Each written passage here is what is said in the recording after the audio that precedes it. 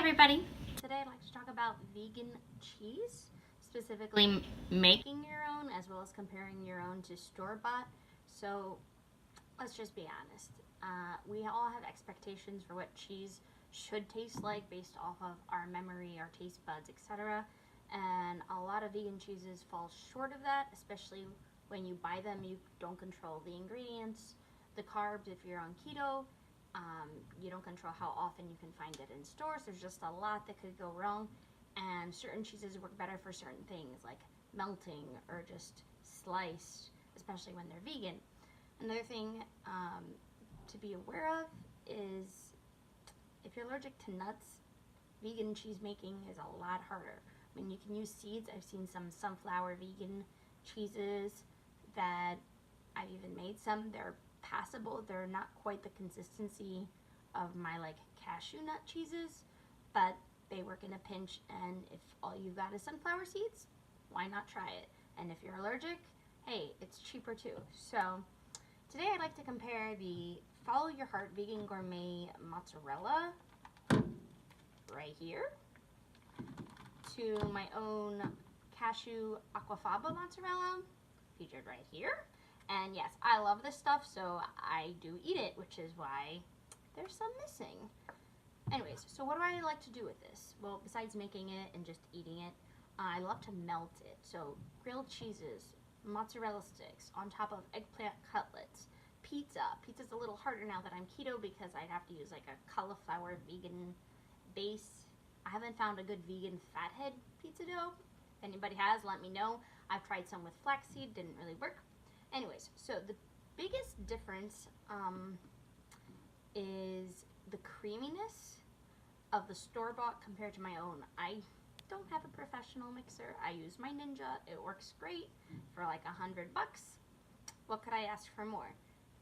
So the Follow Your Heart is definitely creamier, but the definite downside of that is that it has this really weird smell. Not as bad as like a Daia. If any of you know what I'm talking about, that also has like a bad aftertaste.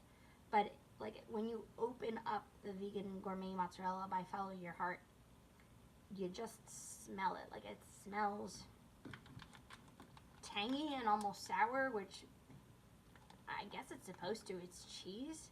But even when you cook it, it also takes longer than my own cashew aquafaba mozzarella to melt, and it doesn't melt as creamy. This melts, and you can tell like how you've sliced it. It melts, and it doesn't really spread. It just kind of like melts and stays in place. So those are the two biggest differences. The other thing is price point. So I usually get like a 2-pound bag of nuts, and I go through them in about 3 weeks to a month. And that'll last me, like 2 pounds of nuts will last me in terms of cheese making, whereas like this one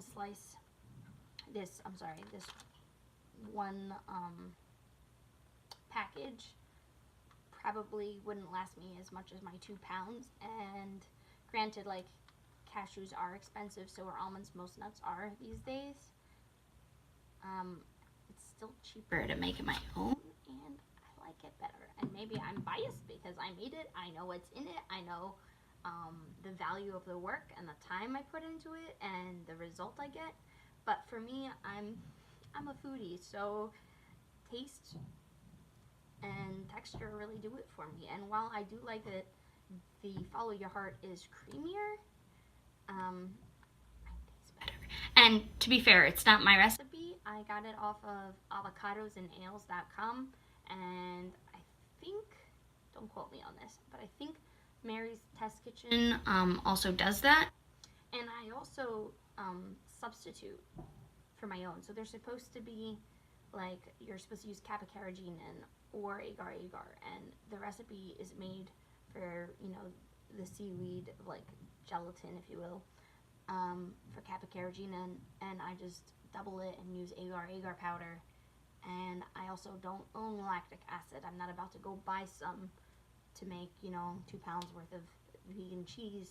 So again, I use handy dandy lemon. You could also use apple cider vinegar. They're feel free to play around and have fun with it until you like what you get. So I was gonna make grilled cheese, but I'm gonna save that for another video. So thoughts, questions, have you had any success making vegan cheese? I know some family members haven't, and I think a lot of that has to do with your mixer. If you don't have a somewhat decent mixer, like it doesn't have to be professional, it doesn't have to cost $500 or even $300. Like even like a good $100, $150 mixer can get you what you need. But there is a difference in consistency if you don't have a half decent mixer. So I definitely recommend mixer. Keep that in mind. All right, bye guys.